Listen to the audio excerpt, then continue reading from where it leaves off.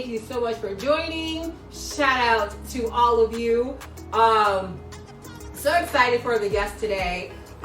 This has been a long time coming, but I am so hyped, so excited because it's a sommelier, somebody who actually has like certifications and actual knowledge, and not just drinking the drink. I am a sommelier. What do you want to know? Well, one, I know this is probably like different. You're probably like, you're usually seeing people where we join live together, but you are in the studio of the Rose Hour podcast. So we're excited to have you in person, and we're drinking. So before we get into talking about you, you're a real sommelier, like a real one. Yes, I have certifications. I am certified by the Court of Master Sommeliers. I also have WSET certifications. He real. That's crazy.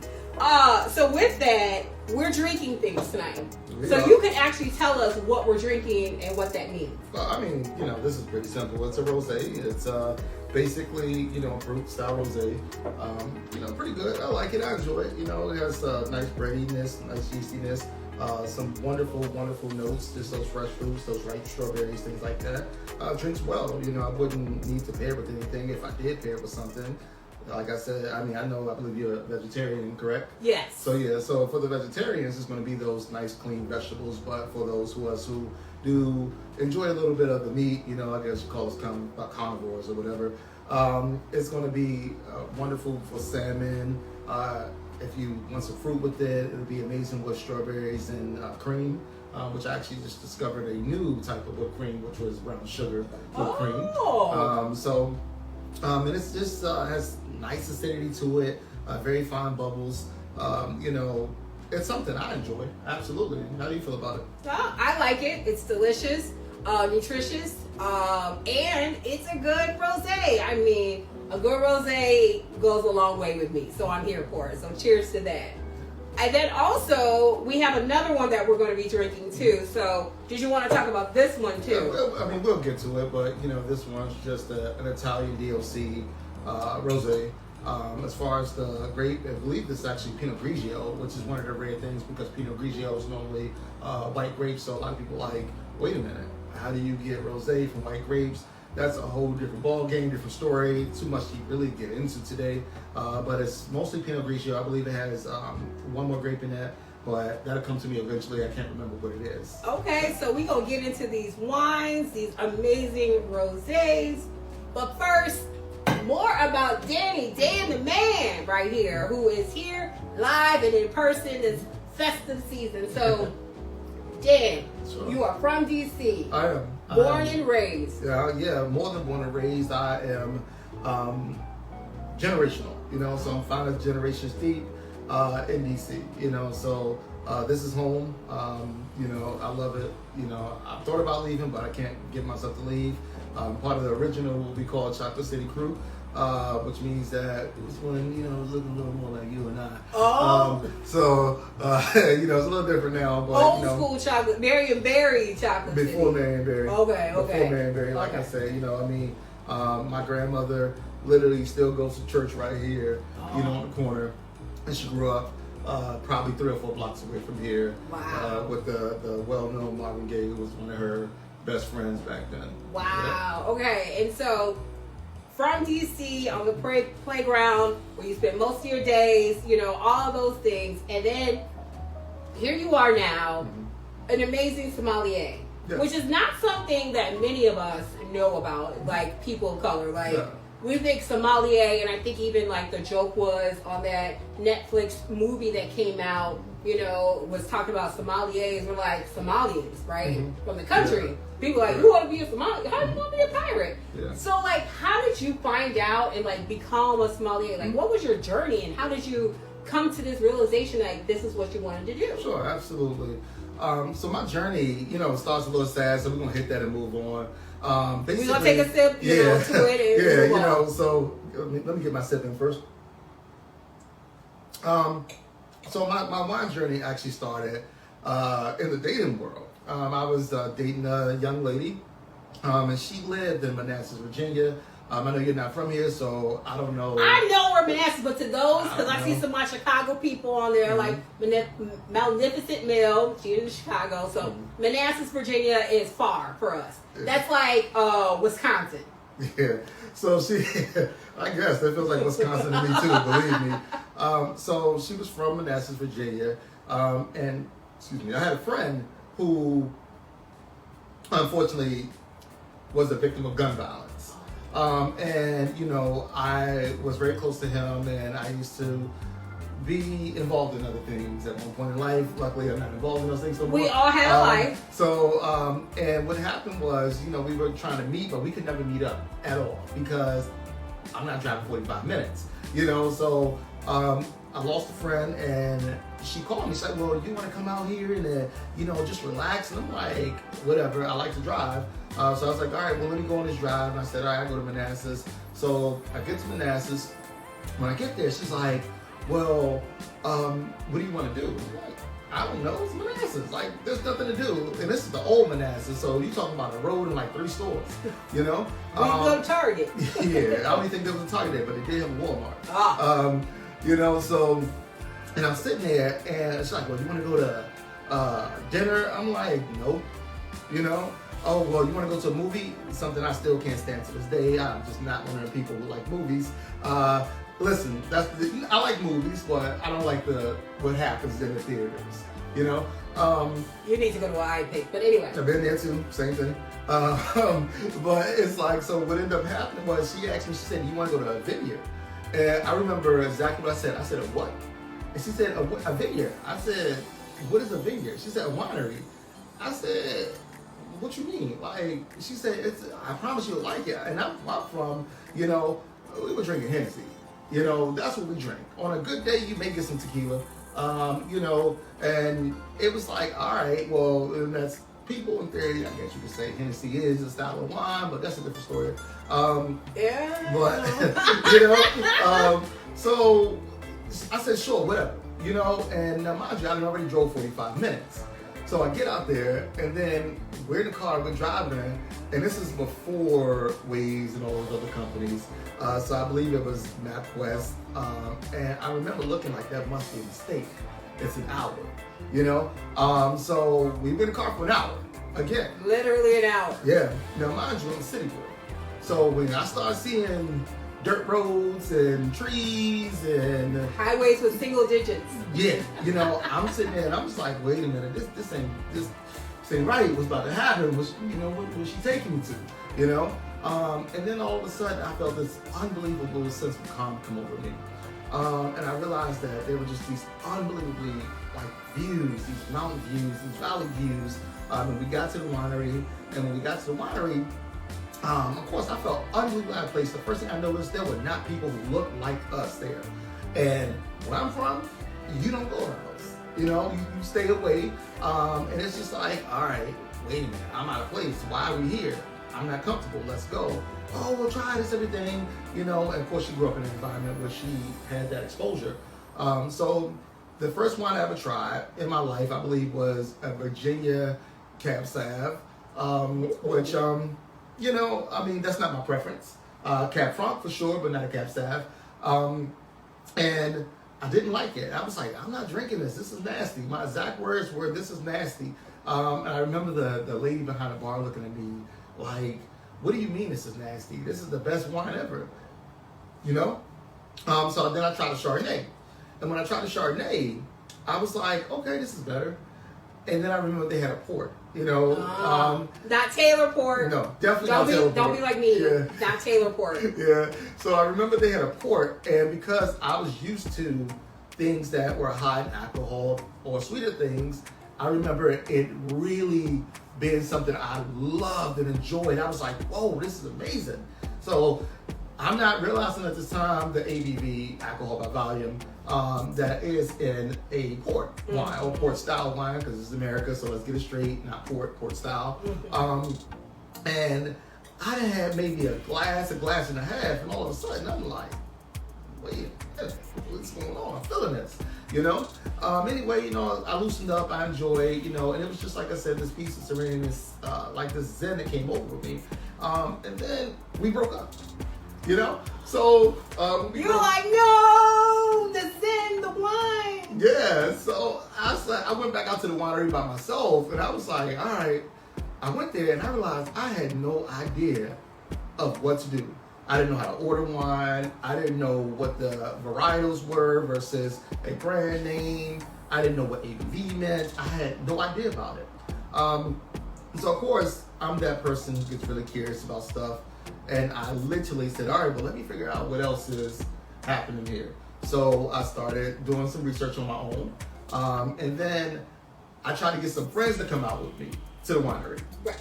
First and foremost, let me tell you, when I say I got laughed at, I ain't never got laughed at so hard in my life. They were not going for it. They was like, you going where? Nah, we ain't got no passports. And like I said, I mean, you always hear this joke about, like Waldorf, Brandywine, Maryland, you need a passport to go there. It's like 45 minutes away.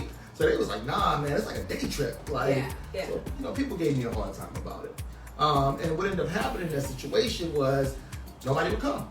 They was like, man, we ain't going no hour and a half, drink no wine, drink no nasty wine, all this other stuff. So I said, all right, let's go back to the sales game. If you can't get people to come, you bring it to them. Yes. Right? Yes. So what I did was I said, all right, well, that port was good. So I brung it, and I'm on, I'm out. I'm real hood, 7 block, but we didn't go there. You're in a community of friends. I guess, Yeah. And I really remember pouring wine, and they was like, "Oh, this is good," and people were like, "They feeling it." A lot of us drink because we want that feeling. We want the ABV, we want the high alcohol, and they couldn't believe that this was wine that they were drinking. Yeah. So of course, days go by. Then one of my friends pulled me to the side. He was like, "Yo, hey man," I'm like, "What's up, bro?" He's like, "Yo, tell me about that place that the vineyard." I said, "The what?" The vineyard. Yeah. I'm gonna use that term. Yeah. I said, "The what?" He said, "The vineyard." I said, "You talking about the vineyard?" Yeah. He's like, "Yeah, man." He said, "I want to go out there, and I want to, take my girl out there and all this other stuff." And I realized all right there, I was like, "All right, I'm on to something," So we went out there and I started teaching them a little about the basics of it. And then I realized, like, there's a whole community of us who have no idea about the world of wine, wine ethics, wine culture, any of that, etiquette, nothing. So I started to say, let's take this more serious. Yeah. I want us to go out there and to be able to socialize, to be able to network, to be able to enjoy. So I started with the WSET certification. I did my research. How do you learn the best things to know about wine? And of course, I didn't know what the word sommelier meant, none of that stuff at all at that time. And I realized that, okay, well, I like to teach. I love to teach, I think it's my calling in general, just in general. I don't know if I can be a teacher, no disrespect for the teachers, but more power to them. Everybody has their own way of how they do teaching. Yeah, We have our own calling of teachers. Oh. No, we good.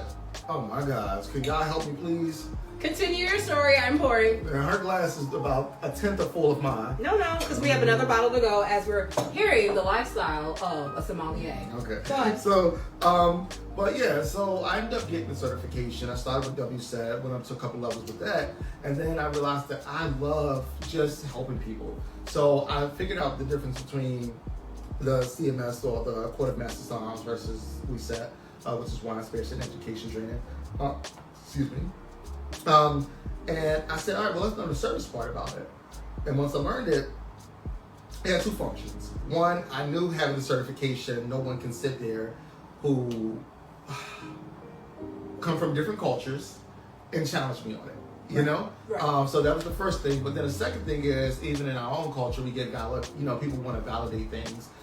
So I just kept going with it, and I said, okay, well, how far do you want to go with this? And I went up to a couple levels on the CMS, and we ended up saying, all right, well, you know what you want, you know what you're doing, how far do you want to go, and what are you doing with it? Then I realized that, all right, well, I want to create a business. So I created a business, What's the name of that business? So my business name is the Rolling Grape, or TRG. Not rolling in the deep, rolling in the grape. Yeah, we are a mobile wine tasting, education, and consultant business. Focused on making wine inclusive for everyone. You know. So, look at that. So everybody's included in the wine. I'm here for it. Mm-hmm. And why? And so like the Rolling Grape. How did you come up with that name? So ironically, I created the business at the beginning of COVID. And one of the things that was happening in COVID is, everything shut down, right? But we're still human. We still need social interaction. We still need to, be about something. Now, at the very beginning of COVID, we were virtual, so we just started with the virtual stuff. But then eventually, as things started to ease up, the wineries were still not open, the bars were not open, the restaurants had all these restrictions. So I said, all right, once again, if you can't get there, bring it to them. Yes. So I said, all right, well, let's go mobile. Let's go mobile. Let's start going to people's homes where they are comfortable, or office spaces or whatever. Obviously, we had, restrictions in place too. We still do to a certain extent. And we conducted wine tastings in their house. Uh-huh. What made a difference is we had an educational component with the wine tasting. So it wasn't just somebody saying, here, try this, give me my money, and I'm gone. So we went over not only the wine, we went over wine etiquette. We went over understanding networking through wine, how to purchase wine, all these other things in a matter of an hour and a half. So the name, the Rolling Grape, is exactly what it sounds like. What is wine made of? Grapes, the majority of it, right? Because you do have some fruit wines out there. I did see a mango wine. Yeah. Weird. Did but you try it? I didn't. Oh, no. I was kind of like, I like mangoes. I love mangoes. But I was just sort of like, I'm a little messed up. It didn't compute. Well, how did you juice a mango? I mean, I get it, but I didn't get it. I got you. It didn't compute. But anyway, it didn't compute. But so wine is made of grapes, and the thing about it is let's get this rolling, So the name is literally exactly what it is. We're the Rolling Grape. We are wine on wheels. We bring wine tasting to you. We bring wine networking events to you. We bring wine education to you. We bring wine consulting to you. So that's how the name came. Wow. I see all the friends here. Y'all need some wine education, some resources, some tastings, because let's not say it, but we're gonna say it. The numbers of COVID are going back up. This respiratory infection situation is happening. There are people who are taking off work right now because they're like, I have a kid every other week that's being sick and getting sent back home. You need a break. Have a wine tasting and hire Daddy and the Rolling Grape, because they'll be able to give you a moment to learn about all of this, right? Mm-hmm. So you get a moment to step away, have an enjoyable night. I think it's important to understand, like, we're kind of going back into COVID in sort of like unspoken ways. Yeah. We're in a recession, inflation is real. We got to figure out alternative ways to have fun. Absolutely. So here's a way. Yeah, absolutely. And I tell people that all the time, think outside the box. Think outside the box. I mean, and the thing about it that's different is when you have someone who's dedicated to doing something specifically to you, it's different, because when you go to a winery, right, it's going to be you, your friends, or your family, and 75 other people. So if you go to a winery on Saturday, by the way, which I absolutely never recommend if you have the time. Oh, yeah. Right? So if you want the full experience, go during the week. A lot of us telework, a lot of us have AWS days, and you will actually get a much better experience if you go during the week, if you have the availability. Now, if you're just going for, like, I want the ambiance, I want to show off my outfit, all that stuff, you go on the weekend. But right, you like, it's a brunch and I need to get these, this Chanel bag off. Girl, do you. Mm-hmm. But go on a Tuesday, because they also have like wine nights and all this other stuff. I'm here for a good discount. I don't know about you. I feel like this is QVC, and I'm like, I'm here for a discount. Well, I mean, and the thing about it is, it's like, I think when you understand wine, you understand the value of it, because of course, people want discounts, but let's be honest, the wine life is not cheap. Yeah. You know what I mean? It's not cheap. But the thing I can tell you this is, if you want to get your money worth at a bar, stick to wine. Okay, so here's my dating story. Some of y'all know, because it's who we started the podcast with. Right? We ain't gonna go too deep. Oh. So This person did not know that it was cheaper to buy bottles of wine when you go out versus going like getting drinks. And I was like, why are we buying cocktails when we could be at this bar getting the highest percentage of alcohol content and we could be lit? Yeah. For $40. Yeah. Like, be strategic with your money. Yeah, and I tell people that, absolutely, even when it comes to, I'm not going to buy any mixed drinks at a bar, I mean, it's, a shot, and, a shot is normally an ounce, and you got 9 ounces of whatever the mixture is, excuse me. So if you have 9 ounces of that in one shot, I mean, come on, the math really ain't math in there, Yeah, you're paying for juice. You're paying for juice. Yeah, so drink your wines, for the beer drinkers out there, drink your beer. But if you're gonna make a mixed drink, make it at home. Yes. Or be like, let me get a rum and whatever your side drink is, and be like, go to Stan's. And if anybody knows about Stan's here in DC, that's the only place I get a mixed drink. Yeah. I mean, hey, more power to you. More power to you. So, but when it comes down to it, wine. That's why we're talking about. What did you mention? Finance or saving. Yes. Yeah. So, and that's the thing. That's the one thing I always bring up too. When you're even at a bar, when it comes to the wine versus the glass versus the bottle. I know a lot of people don't like math, but that's the one time I sit there and I say, hey, listen. Better calculate you better that. Calculate. You better calculate. And sometimes it's not worth it. Yeah, because they'll jack the price up. Yeah. Well, all of it's backed up. The average price is 300% on the markup. At a restaurant, full bottle of wine. Or the first glass at a restaurant pays for the entire bottle of wine. Yeah. So, and that's every single time. So, but when it comes down to the other things, like how much does the glass cost versus the bottle, do your math. And if you don't see a discount, buy the glass. But that mental thing we'll do is we'll sit there and we'll be like, okay, well, the bottle looks better. It's the same price. Yeah, so, especially per pour. So like mapping that out too. And if it's 6 of y'all and it's like you just gotta do the math to make sure it's mathing. The math gotta math. And then also when you're going out and it's like someone's birthday and you want to go to a nightclub and it's like bottle service, this is what I hate people doing. Why are you buying a bottle of sparkling LaMarca? Oh.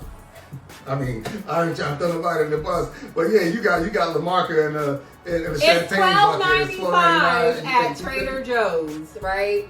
It's $12 at Trader Joe's. You're paying $200 at the club. And you're like, it's the ambiance. It is a horrible decision. It is. And I tell people who want to have that experience, this is what you do, right? You go to your car. I do not encourage drinking and driving by no means at all. All right. But if you go and drink. Yep, drink before. Drink responsibly. Yep, drink responsibly. But drink before, right? And then go and get a glass of champagne at the bar. You just say to yourself, what is that, $180, $84? My math is off right now. $188. So. Or pregame or something else. Or go to a place where the bottle makes sense. But like a lot of these clubs today, I feel like, I'm sorry, or their brunches are using, I hate when I see like a birdie or something like that. You don't want a birdie? I mean, I'm not above birdie. I have had my days with birdie, okay? I'm not above it. But at home, I'm not going to go out to brunch and I'm paying $45 for bottomless mimosas with birdie. Yeah. Oh my God, my mom just joined. Hi, Mom. Why you seem nervous now? She seem nervous. Hey, Mom, how you doing? And she's like, Birdie? Yeah. What you talking about, Birdie? You better talk bad about that wine. All the good things Birdie has done for us. Yeah. Don't be mad, So, but yeah, I absolutely get it, when it comes to it. Pre-gaming is okay, Yeah. And that's the thing, like, there's so many different wine tips and tricks, and I let the people who are, one of the things I tell people when it comes to wine, if you're at a wine bar, a restaurant, there's no reason that you should be buying a glass of wine blind. Yes. You know, so if that wine is available by the glass, you can always ask for a taste of it, you know, and don't let them come and bring it to you in no little shot cup, you know, tell them, nah, put my taste in a wine glass so you can get the actual understanding and the flow and the taste and the feel of it, you know, and that will save us so much money. Like, we should never be obligated to drink things we don't enjoy, you know? Yeah, so what are some of those rules that you would like to sort of like hone in that people can understand, like in trying and making sure like I'm getting cheated out of this experience? So like, I think there are times where people are given a sample in a shot glass or a plastic red cup or a beer glass, but like that's not the normal procedure, if you will. Correct. You know, unfortunately, a lot of us are taken advantage of when it comes to these things. I don't even know where to start with this. Oh my gosh. I'm just going to go through a couple of them. I think the one that a lot of people don't realize is, for those who do go to wineries, and this is a big one for me, right? The wines you're tasting on your tasting sheet may not be the same wine in the bottle. So when you taste that wine and you say, I'll take a glass of this or a bottle, that's specifically a bottle. When they say, hey, well, you know, they'll end up giving you a 2019 a different vintage. Correct. Yeah. Versus the 2020 they pour and not tell you that, you know? Or it's coming from a different run. And you get home and that's a whole different ball game, because there are multiple things that change the way wine tastes when you get home, which we talked about earlier. Bottle shock and everything, because I've had that happen too. Yep. So make sure it's the same, the vintage that they're pouring is the same vintage that you're getting in the bottle. Right. That's one of the things that I would absolutely mention. Another thing that, like I said, is tasting the wine before you get it, you know?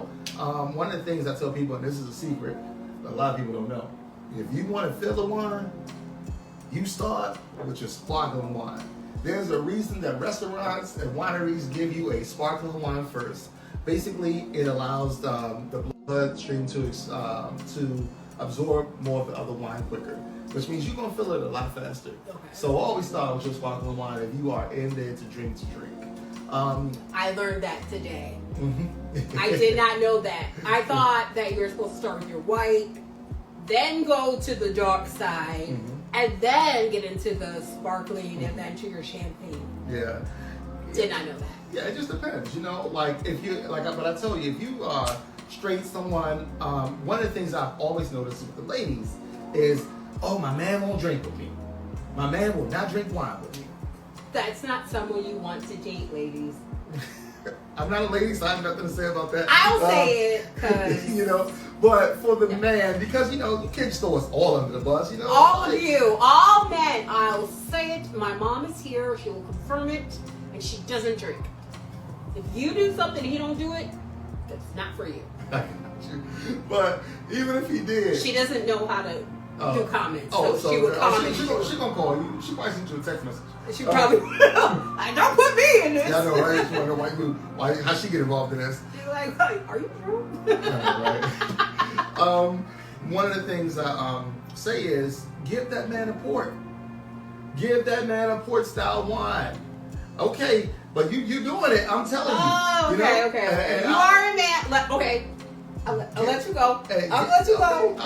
I'm gonna let you go, Kanye. Listen, all right, you know what I'm saying? I definitely don't want to be Kanye under this circumstance in America. I do not approve that comment. Okay. You know, so it's but the thing is, it's like if you give him a port for the women who do want the men to drink with them, right? Or if you give them a Cab Sav, something that's more full of body, more fruit forward, they're more likely to drink it. You know, what they're not going to drink is your blueberry wine. You know, what they're not going to drink is your Gewürztraminer. They're not going to drink your Moscato. Which, by the way, there are wonderful Gewürztraminers and Moscatos out here. Okay, right? But wait. Okay, so we got someone that says, give that man a port, so they agree with you. But this is what I discovered. Flow with me, all. It's just like with bathroom products with your partner, right? And with ladies, chime in. Y'all be like, oh, why you got so many bathroom products in the shower? But next thing you know, I'm out of exfoliating cream for my face because you have played in it for the last 3 weeks. Because you have now discovered just because it smells girly doesn't mean it's not fun. You enjoy it as well. The same, I think, applies to the wine world. I think you guys act like, oh, no wine. But then y'all are like, this is delicious. I mean, you know, I'm not going to sit here and I'm not going to disagree with certain things that I've never, you know, I mean, I exfoliate, you know, you know, but I mean, the thing about it, and I don't want to get too off track, but ladies, come on, like, I need like 3 counters in one bathroom. It's unnecessary. Like, why? You know, it's like, oh, I got this shampoo, and this one's for Tuesdays and Thursdays, but this one's before my wash and go, and this one's for my braids, but this one on top of this is for, I don't know, I got this one because it smells good. Yes. I got this one because it has cocoa butter in it. I mean, it's ridiculous. Like, and y'all end up playing in the products. Nah. Just like with wine, y'all see a bottle of wine in the refrigerator, and you're like, Birdman hand rub. It's about to happen. Open the bottle. Same thing. I don't know. I see. Okay, so talking about, I need to know the good Moscatos. Mm-hmm. It's gotten a bad rep. Mm-hmm. We need all of those products, sir. And talking about bathrooms. So do not. Yes. So, but okay, going to the question about Moscatos, because I do think Moscato has gotten a bad rap, and you are the sommelier extraordinaire. Correct. So, what do you have for us in the Moscato I mean, world? so I like to make things very simple. Very simple. I'm not going to sit here and bore you with a bunch of wine terms, talk about residual sugar and all that. I think it comes down to the region. So the area that the Moscato is coming from. I tell people like this: do not buy your wine based on the label. You know, that is one of the biggest things, the biggest mistakes we make. Oh, it's pretty. You know, there's a reason that it's pretty. You know, now some of them do it well, but 90% of the time, this and for my marketing people out there, they know that. All right, you got a bad product. What do? You slap a label on it and you sell it. You cover it up. You know, I tell people like this: if you want to see what the good Moscatos are, and you don't want to do a bunch of research. We talked about this earlier today. Let me see if you remember. Oh, no. Oh, yeah, and put her on the spot, because she went through this earlier, right? If a wine has a lower ABV, what does that mean? That means it is not going to go where you want it to go. That means... I don't know what that means, y'all. But anyway, so a lower ABV is going to mean that the wine is sweeter. So when you see the 8.5s, the 10.5s, the 9.5s, the 9.0s, that's going to be a much sweeter wine. So when you start seeing those Moscatos that are like 11, 12%, and the region depends. You know, I would stay away from American Moscatos because those are going to be super, super sweet things, and it's just commercial stuff where they're like, okay, well, what's going to work for the sales product?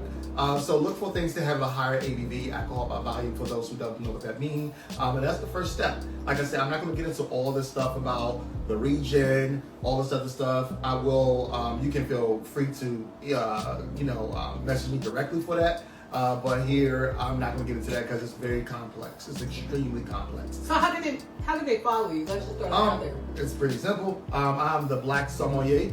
Hopefully we all know how to spell that. I've been challenging people to spell the word sommelier over the last week, and you will be surprised how many people cannot spell the word sommelier. Magnificent Mel, you are probably the best speller I ever met. I challenge you to put it in the chat. The Black Sommelier. I challenge you. I know you can do it. So, and that's on all platforms, with the exception of Twitter, which is the Black Summer. Okay. So I did get it right technically because ABV, am I getting there? Hey, she did it! Let's see, y'all. Let's see if she even knows what was ABV. Who, me? Oh, yeah. So that's what I was saying. Getting you there. No. What's the acronym stand for? Oh, alcohol beverage volume. Oh, you was close though. Beverage volume. Oh. Alcohol volume. No. The B is, I think, what I'm stuck on. By. Oh, alcohol by volume. Yeah. See, I knew I got the alcohol and volume. It depends on. Let me get that straight. Let me break that out. It depends on the region. Okay, because I heard you keep saying beverage. It could be. Because I heard you saying beverage. It could be. Yep. This lady ain't dumb now. This lady ain't dumb. Okay. So we have this other amazing rosé that we're about to move to. So Yeah. kill that one. We have to. We're halfway through the show. So. All right. Now here's the question. I got a question for your fans. By poll, who do y'all want to see to open this bottle? Y'all want to see her open it with a waiter's key, or y'all want to see me open it? Hey, we're gonna go get the electronic one. No, she cannot use the electronic one. She has to use the waiter's key. Work. So who should do it? We're gonna go ahead and say my mom is still on here, possibly. Why you worried about your mama? Because it's my mama. You wait, is that you or her? You asked the question. To both of us. No, you asked the question, so it's you. You asked the question, so that's you. All right, okay, I guess I'll do it. And my cousin also said you. All right, well, you know what? So check this out. Since I got to do it, guess what we're going to do? We're going to have a little wine lesson right here. All right. On the proper way to use a waiter's key.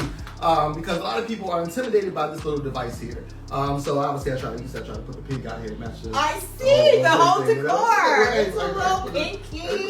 Oh wait, can we also talk about this fantastic merchandise that you can purchase from the Black Sommelier? Yeah, so I mean, this is part of the Black Somm series, and of course, this comes with multiple things. Of course, this one right here is upheld with a nice rosé. Doesn't depend on what, doesn't care.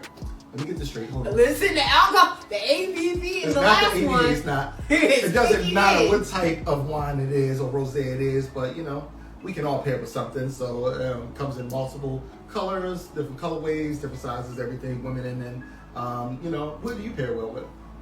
Well, this is definitely my brand, so you know I love a good rosé. So you pair well with rosé? I do. Okay. Look at my home. All right. Okay. All right. So, or excuse me, my mom said never say that. Look at the set. Not over here. I just have a set.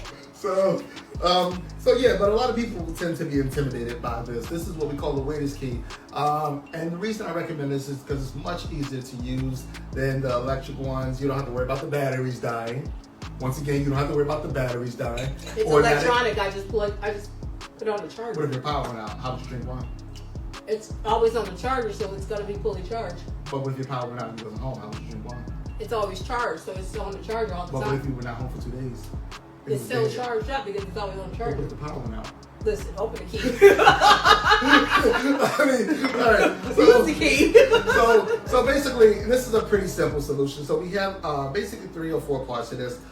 These are the 4 parts that you need in order to use this. I don't know if y'all can see that. Right here we have a serrated blade. Right here we have what we call a boot lever. This is going to be our lever, and this is our worm or our corkscrew, or for the most part. So when we start this, I absolutely say make sure you extend this all the way out, which is your serrated blade. Always cut under the second lip. And there's a reason for this. It really doesn't matter anymore, but there used to be a reason behind this. Do you know what that reason was? All right, we're gonna go with no. But the reason for this is because this right here is actually called the capsule of the wine. And back in the day, it was actually made of lead.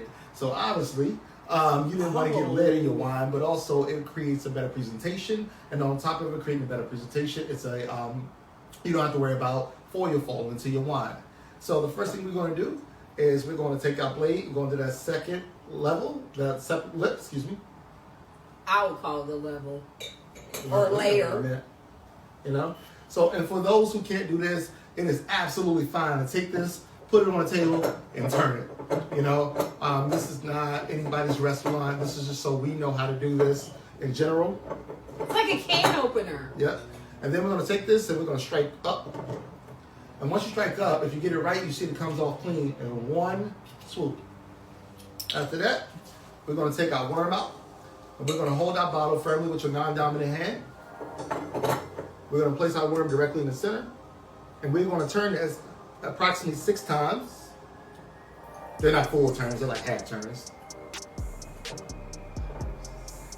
And sometimes you'll either have a little too much, or you'll have too much space or not enough space. But your goal is to get the boot lever, which is the top one, on top of the lip.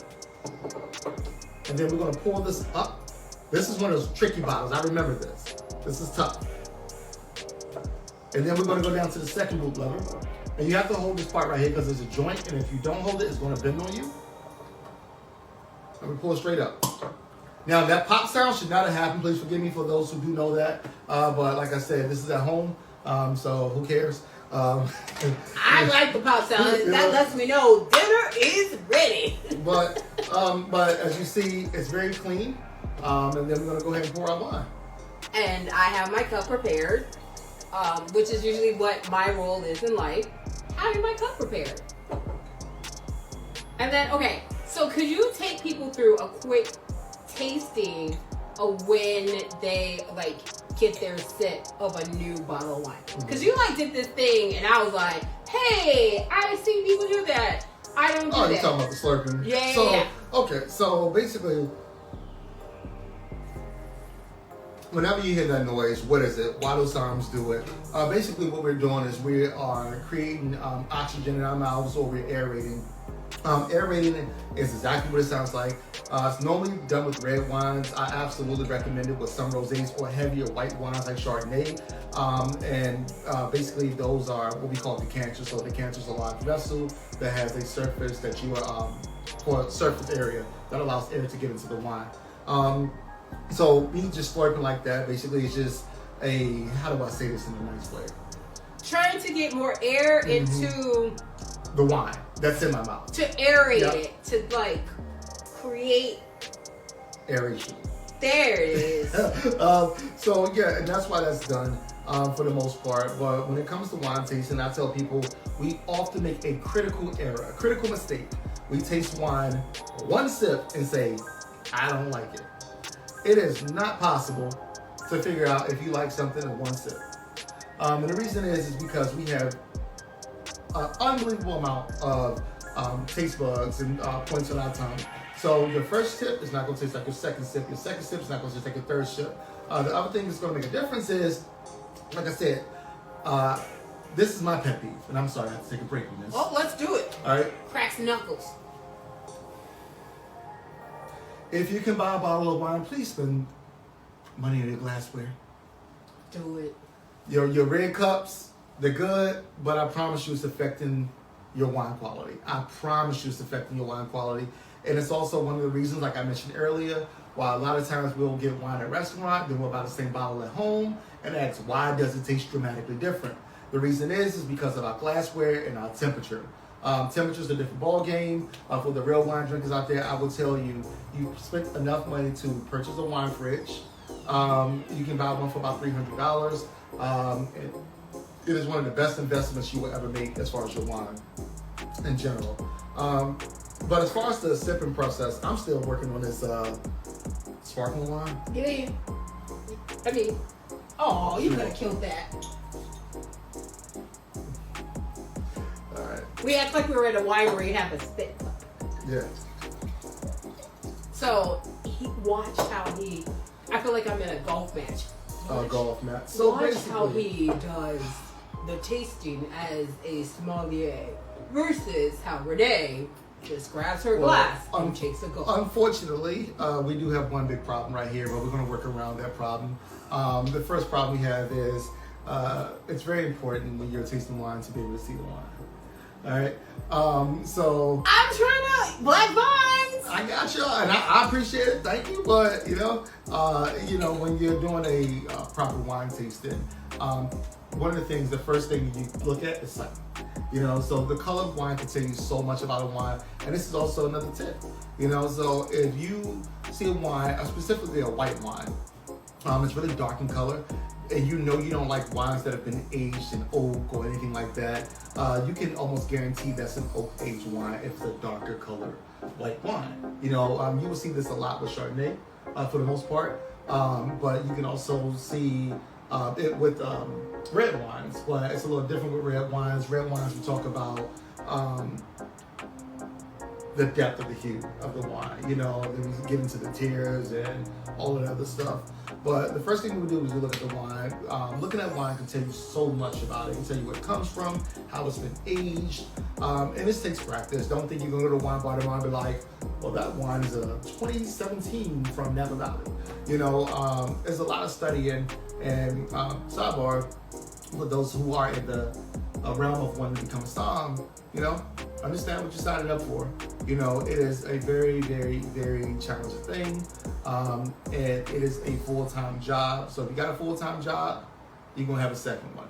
You're gonna be studying almost every single day, and you're gonna learn more about wine. You have to learn about the terroir. You have to learn about the regions. You have to learn about science, art, sales, all this other stuff. But after we do that, the next thing we're gonna do, because we act like that happened with these black glasses, thanks to the black vines. Yes. Black vines. Yeah. I love the plug. Love the plug. Yeah. So the next thing we're gonna do, what do you think? Let's go back. You know, this is your podcast, right? So you You've been in this see, game a long time. you smell. Okay. What else? We said the next thing, so we need to smell, right? Okay. Is that what we do? You're supposed to tell I'm me. following you. You No, you already done. We're not doing that. Okay. So No. yeah. Okay. So for me, what I do is I smell. So I was course. right. But then See where he was trying to lead you astray, and I was he asked me a question to see if I was right, and I was right. So you want to say I was right. So But then, you know, I do something different. I swirl. swirl. Right? Okay, so swirling. Mm-hmm. And then I smell again. And the reason I do this is because when you swirl, once again, you're adding oxidization to the wine, and you will smell dramatically different notes on your first smell versus after you swirl and your second smell. Then after that, we're going to do our taste, right? So we're going to start, and this is the way I do it. I like to introduce the wine to my palate, right? Okay. So we're going to take a small sip. Hi. That's me introducing. Mm-hmm. Right? And we just go ahead and swallow it. That's just saying, hey, how you doing, brother? You know, and this is new to me. I just want to see what's happening. You know? Now we're going to take what is considered the typical one, right? Okay. We're going to take a larger swirl. Oh, excuse me, a larger, not swirl, larger sip. You're going to let it roll all over your entire tongue, like all over every crevice in your mouth. And then you're going to swallow. I think I did that the first time on accident. Okay. Right? Okay. So this one's going to say, all right, I know what's going on, but what's happening here? Right? Then the third one's going to be like, listen, you're welcome in my home or you're not. Right? So the third sip is going to tell you, all right, I'm with it or I'm not with it. You know? Yes. So let's go ahead and do the third sip. Third sip.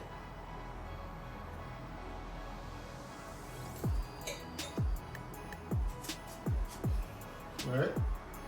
I can't do the aeration thing. Yeah, don't, because you're going to show me, you're going to spit all over your camera. It would not be pleasant. Okay. Alright. All right, so how are you feeling about this?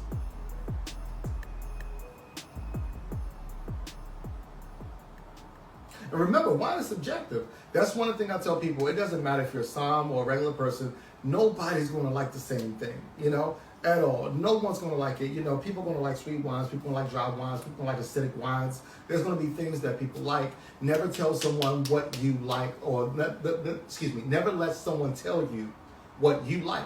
You know, some people like spicy food. Some people like sour food. You know, I love sour candy. Most people look at me like I'm crazy. Yes. I love extremely spicy food. People look at me like I'm crazy. Yes. You know, so never let someone dictate what you like. And that's what I tell people. You know, the best soms are going to work with your palate. They're not going to come say, oh, well, you know, this is a 2017 Chardonnay or Chablis, and it's going to be boom, boom, boom. It's going to be the best wine you've ever had. No one can determine that but you. So, you know, always speak to the som of the person, and any good bartender, any good som should be able to figure that out even without wine knowledge. If you tell me I like sour things and blue raspberry, and I don't like things that burn, I have something for you, you know? So, back to the question. So, Renee likes, I think, I don't, so I'm not good with like notes, which is why I can never do any of these certifications. Well, we never say never, right? Oh no, I'm telling you never. Why? So, I mean, one, I got enough certifications. Okay. So I can't find words to articulate all right. Well, what I taste. Okay, let's take this down. Let's do this together. All right. Okay. All right. So let me tell you. So let's start with your primary notes, right? Okay. Well, what fruits do you taste in this wine? I don't know. You don't taste any fruit? I can't say what it tastes like. Like, it's so, I'm probably the hardest case ever. Which is why I'm like, I love wines and I like how they taste and it's different. But I cannot be like, this is apricot. Okay. Like, I'm not that person So that's like, okay, this is strawberry. Is it sweet or dry to you?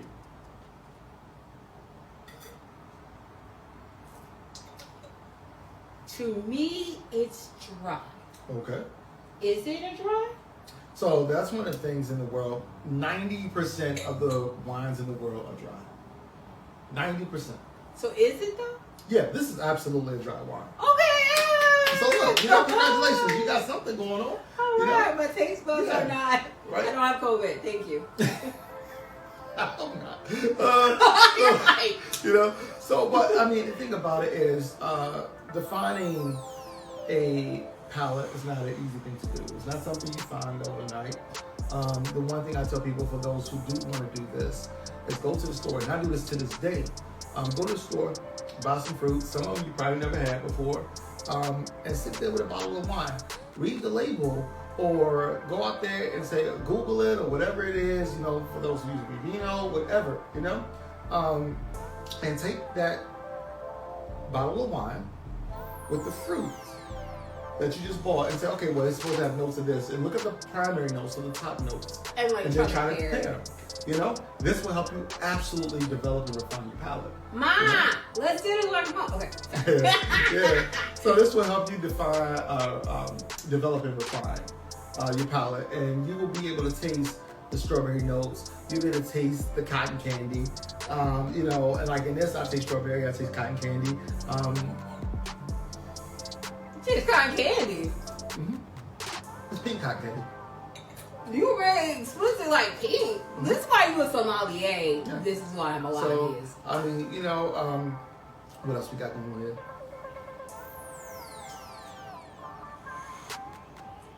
We have a little bit of grapefruit. Pink grapefruit. Okay, I tasted grapefruit, but I couldn't tell you what color it was. Yeah, so it's pink, maybe, and it's an underripe grapefruit. I'm almost leaning more towards white grapefruit, but it's definitely pink. But it's an underripe pink. It's not ready. What the what? Yeah. Your taste buds are insane. Well, I mean, Not like, it's a taco. Yeah. But here's the thing. It's got vegetables in it. But the thing about it is, when it comes down to it, the only thing that matters is you're enjoying the wine. Yeah. So it doesn't matter. We can sit here and talk about notes. We can talk about regions all day, right? But my whole thing is if I sit back and just enjoy. You taste cotton candy? Yeah. I love cotton It's coming candy. from the fair. It's straight off the press. Or whatever that Don't do this quiet shit. cotton candy thing is. Don't do this shit. Mhm. You're not. Hold on. Absolutely. Can't get it.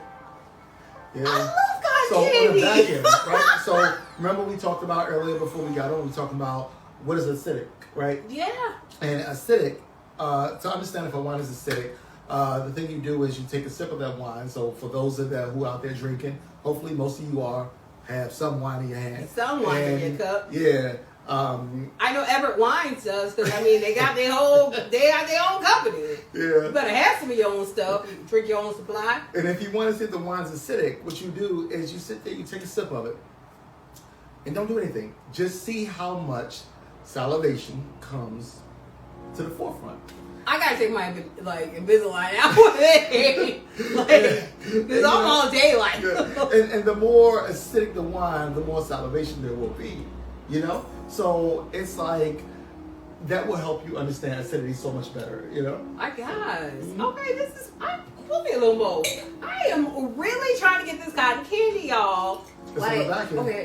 I'm now really listen, trying now to also how much wine she poured me. Now she's talking about something okay. No, because, okay. Like, I'm trying to get the cotton candy. Like, yeah, come on. I want anybody who know me know I love cotton candy. I love cotton candy grapes. So if you I love put the cotton candy in your mouth, right? Okay. Cotton candy grapes ain't got nothing to do with cotton candy. They taste like cotton candy. Oh, they don't? Oh my God, they do to me. Okay, well, we're going to disagree on that. Well, they taste like cotton candy to me. Well, you put the cotton candy in your mouth, right? Mm-hmm. And then you swallow it, right? And take that in the back end of this. I don't get it. All right, y'all. She got cool. No. I'm not catching it, but that's okay. So no, but here's the thing, and this is what I tell people all the time. This is not a sprint. It's a marathon. You understand? You're not going to be able. I will taste every little drop of this bottle until I taste cotton candy. Well, you do that. I will not be participating in this reckless act. But the thing about it is, when you get those notes like that, it does take time to refine the palate. The reason I know that is because I sat here with cotton candy, and I've literally eaten the cotton candy and tried the wine and made the comparison.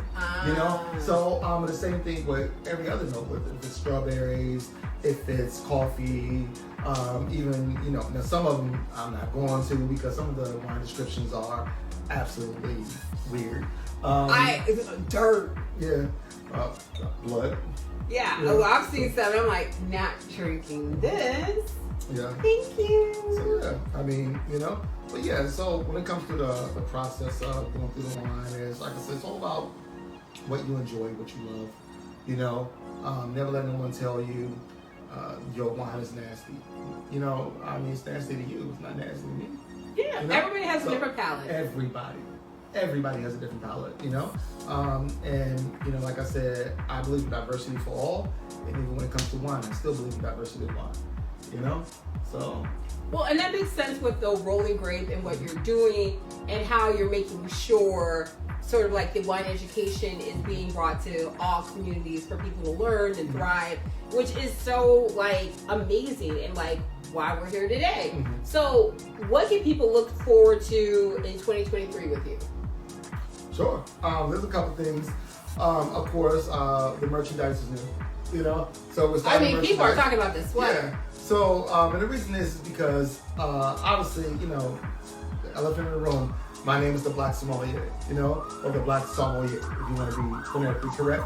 And there are 0 black wine brands, and I want us to be able to explore, enjoy, and one of the things we can do is if we are going to be these walking, I hate to call it like this, but walking billboards, let people know about wine, because if you see, up here with a glass of, a nice glass of rosé or Merlot or Cab Sauv or Chablis, all these things, people start looking at you like, that person knows about wine, So it's a conversation starter in general. So of course we have the merch, with all respect to what I'm about to say, we do have a podcast coming up, but our podcast is a little different. We have a podcast. We love a podcast. I love friends that got podcasts. Right now, it is we're debating between 2 names, but the current name is I'll Drink to That. And we talk about. I'll drink today. We talk about not only wine, but we compare them with everyday social issues that no one wants to talk about. So we'll talk about things from child support. We'll talk about things about double standards. We'll talk Put me on that show. Put me on that one too. Yeah. I'll drink to all that. So that should be starting in January. Besides that, we are continuing to do what we do. We're continuing to consult. We're continuing to do things when it comes to mobile wine tastings. We're doing things when it comes to education, just in general. Okay, and how can people follow, subscribe, and keep up and buy one of these amazing sweaters? Because I know I'm about to get one myself. So Yeah, so the website has been currently built out for this. If you need to purchase right now, it will be a direct DM or email. The email is pretty simple. It is info@trg.wine, info@trg.wine. There's no .com, .wine, W-I-N-E. Of course, I'm the Black Sommelier or the Black Sommelier on Instagram, TikTok, and I'm the Black Som on Twitter. And you can always reach out to me directly. I am not one of those pretentious guys. You can send me a text message right now, and I promise you I'll respond to it. I may ask you who it is, but at the same time, my contact information is pretty public, and you can reach out to me directly. Text message, email, phone call. One of the things that I plan on doing is keeping, regardless of how big my business get, is to always be personable. You know, so you would never, I don't care if I had 50 million people, you would never, now I may have to delegate some tasks. Oh, man, 50 million people, you might have to help some. Yeah, but you would never get that automated, and we would never be outsourcing. You know, so never outsourcing outside the U.S. ever. Well, there's that. Yes, yeah, don't do so that. No, I won't. We don't believe in TikToks like that. No, not at all. Yeah. So. Okay. And one last thing, one parting thing. Sure. We are talking about rosé. It's been a rosé hour. We've been drinking. Y'all have no idea. We had rosé before we even started. What is your favorite rosé? In the world? Ever, like, if you ever, never ever, get on your level, one last rosé before you had to go on to glory. That Jesus was like, you gotta drink, you gotta drink this before you come here. You know, I mean, and here's the thing about it. You know, when it comes to rosé, right? That is a very hard question. They're very. And the reason it's a hard question is because I look at rosé as a blank canvas. So what type then? It doesn't have to be a brand or company. I mean, it depends on the day of the week. Well, it's Jesus is calling you home. Damn. So I gotta leave and go to Jesus now? Yeah, he's like, well. So if I gotta leave to go to Jesus right now, one of the things that I would love is I'm gonna keep it pretty standard. It's gonna be a rosé from Provence, France. And it's gonna, just be, obviously those who drink rosé know that Provence rosés are considered some of the best rosés in the world. You're gonna have nice fruit notes. You're gonna have nice minerality on it. It's gonna be well-rounded, and it's just gonna pair well. Like as far as I don't want to get too slimy. Do it. But, it's gonna be a Provence rosé for me. That's what it's gonna be. Yeah. Get somebody on there. Let's some certifications. Yeah. So and it's like so it's gonna be a Provence rosé. Provence rosé. When he's going home to glory, he's gonna have that as his last sip. Depending on how good my life looks, maybe some Tennessee. or maybe a black owned wine or black owned, what is that? Hennessy is a cognac. Yeah, but and that's the thing. A lot of people don't realize that when you come down to what Hennessy's made of, right? You talk about it's made from white grapes. So in theory, it's cognac, but Hennessy falls around with wine. I mean, it's French. So, anything the French do, I'm kind of cool with. Yeah. I mean, because they're not really into the whole like trading black people, for slave trade. They kind of were trying to stop it. They weren't really into the spices. Think about it. All right, well. I don't know. It's a history lesson. Go to Google. You'll see what I'm talking about. I mean, there's a movie coming about a whole situation about a Jew who was black and went to France and look what he did. Okay, anywho, this has been a great rosé hour. I'm so thankful for you, Danny. You've been so amazing. This is me about to hiccup. Sorry, that's where my voice had the inflection because this has been such great rosé. Any parting words before we go? No, like I said, I'm just thankful to be here. So thank you for having me here. And remember to, follow the social media pages. And if you need wine tasting for yourself, for your office, or, for family functions, there is available still in December, ironically or weirdly. That's because some people don't pay the bills, but we don't talk about that. But feel free to reach out. You can reach me directly on my website at trg.wine, or you can reach me on social media at the Black Sommelier. And with that, we are ending the year with the Black Sommelier, the Rolling Grape. It has been fantastic having you. We're going to finish this bottle, not this one. And we thank you so much. Again, follow, like, subscribe, all those things. And don't forget, he's going to drink to that with his podcast kicking off in January. So don't forget to follow, like, subscribe so you're aware of when he's starting to launch his podcast. Because I'm going to be on some episodes because I got a lot to say. I got a lot. I talk a lot. So I'll be on there and I'm going to drink to all of the things that I'm talking about. So thank you so much for joining us today. Thank you, Gabby. All right, friends. See you in the new year. I mean, I'll probably be on live a couple more times, but new year, we have a whole new slate of guests. But we'll be back on live.